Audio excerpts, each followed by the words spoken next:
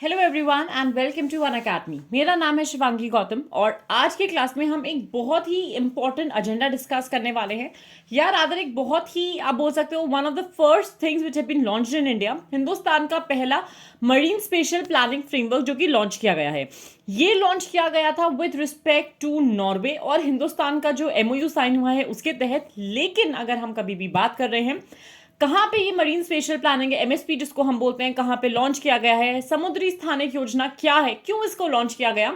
And question तो obviously answered ही है यहाँ से, क्यों लॉन्च किया गया, क्योंकि भाई हिंदुस्तान के पास बहुत बड़ा कोस्ट लाइन है जिसके तहत हमको बहुत सारे इकोसिस्टम्स को प्रिजर्व करना है, ब्लू इकोनॉमी को प्रमोट करना है, और ताकि ये सब हम एक सस्टेनेबल तरीके से कर पाए with respect to economic development moving alongside that. इसीलिए इसको लॉन्च किया गया। कहाँ लॉन्च किया गया है, कौन से एजेंसीज इन्वॉल्व है, ब्लू इकोनॉमी क्या होता है, आज के क्लास में ये सब कुछ हम डिटेल में डिस्कस करेंगे।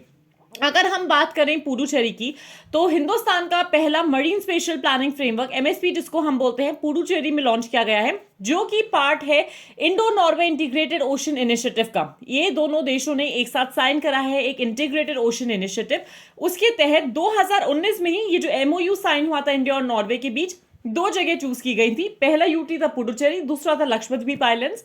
और अभी कल या परसों ही ये आप देखोगे पीआईबी के प्रेस रिलीज में भी, जहां पे आप देखोगे कि पुडुचेरी में पहला एमएसपी लॉन्च किया गया है क्या एमएसपी पब्लिक पॉलिसी के किस पर्टिकुलर इकोसिस्टम में आता है, क्या क्या इसके मेजर एक्टिविटीज हैं, मेजर जो आप बोल सकते प्रोविजंस हैं, आइए डिटेल में देखते हैं। ये एक ऐसा ecosystem based special planning access है जहां पे फॉर एनालाइजिंग, अगर हम कभी भी बात कर रहे हैं या रादर जो एंटिसिपेटेड ओशन एनालाइजिंग करंट और जो भी एंटिसिपेटेड ओशन है कोस्टल यूजेस है, उसके लिए इसका मैक्सिमम यूसेज होगा। इन रादर व्हाट फॉर्म, क्यों ये इंपॉर्टेंट है, किस तरीके से इंपॉर्टेंट है, आइडेंटिफाई करेगा उन सारे एरियाज को जहां पे हम ocean related water current related activities को कर सकते हैं। पब्लिक पॉलिसी देगा फॉर द सोसाइटीज जो कि एक सस्टेनेबल यूज कर पाए, प्रोटेक्ट कर पाए ओशंस को और हिंदुस्तान की कोस्ट लाइन को with respect to protection of coast line and oceans.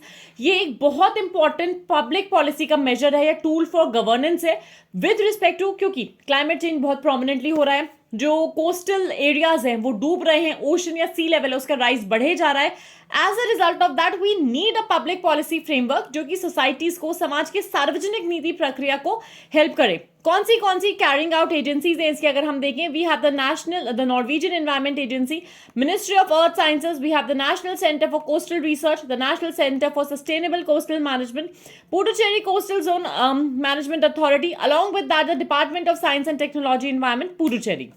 Framework है क्या, किस बारे में बात करता है, क्या क्या मेजर प्रोविजंस पे फोकस करता है।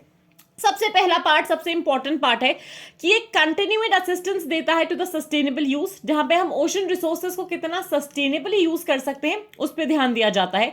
प्रमोट करता है इकोनॉमिक और सोशल डेवलपमेंट को in a lot of coastal regions, जहां पे सक्सेसफुल इंप्लीमेंटेशन के बाद जो भी इनका पायलट प्रोजेक्ट था, once that was successfully implemented, rather जब वो सक्सेसफुली इंप्लीमेंटेड हो जाएगा, इस फ्रेमवर्क को हम रेप्लिकेट कर सकते हैं हिंदुस्तान के बाकी के कोस्टल रीजन्स में भी, specifically from the point of view that we can provide a alternate source of livelihood. हम इकोनॉमिकली और सोशली डेवलप कर सकते हैं कोस्टल रीजन्स को।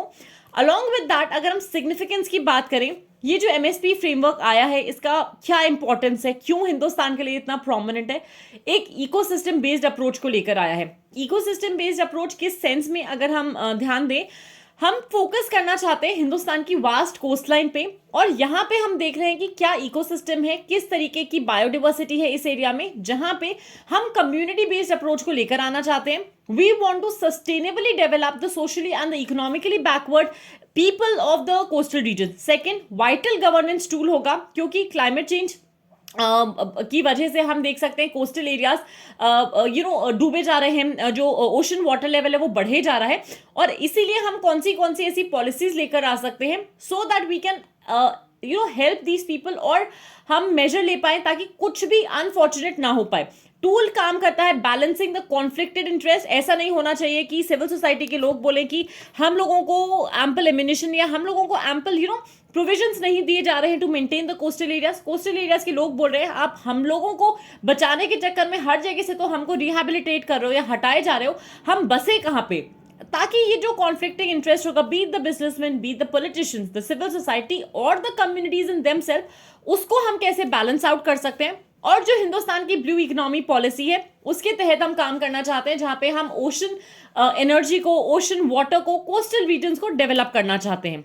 ब्लू इकोनॉमी के एजेंडा की अगर हम बात करें, हम एक ऐसी पॉलिसी एजेंडा को डेवलप करना चाहते हैं जो ओशन हेल्थ को तो फोकस करेगा ही कि हम ओशन हेल्थ को एनहांस कैसे कर सकते हैं, इसी के साथ साथ इकोनॉमिक ग्रोथ पे भी बहुत ज्यादा ध्यान देगा, जहां पे हम एक कंसिस्टेंट मैनर में सोशल इक्विटी और इंक्लूजन को, और रादर इंक्लूजन के प्रिंसिपल्स को साथ लेकर चलना चाहते हैं। जब हम ब्लू इकोनॉमी की बात करते हैं, we want to provide an alternate source of livelihood to the people जो कोस्टल एरियाज पे रहते हैं, फर्स्ट थिंग। सेकंड थिंग, अगर उन पे किसी भी तरीके से क्लाइमेट चेंज का असर आता है, उस पर्टिकुलर सिनेरियो में हम क्या क्या ऐसे ऑप्शंस उनको प्रोवाइड कर सकते हैं। थर्ड थिंग, हम ओशन हेल्थ को एनहांस करना चाहते हैं ताकि कोई भी अनफॉर्चुनेट इंसिडेंट ना हो। Along with that, we are not just focusing upon life on land, we are focusing upon life under water also.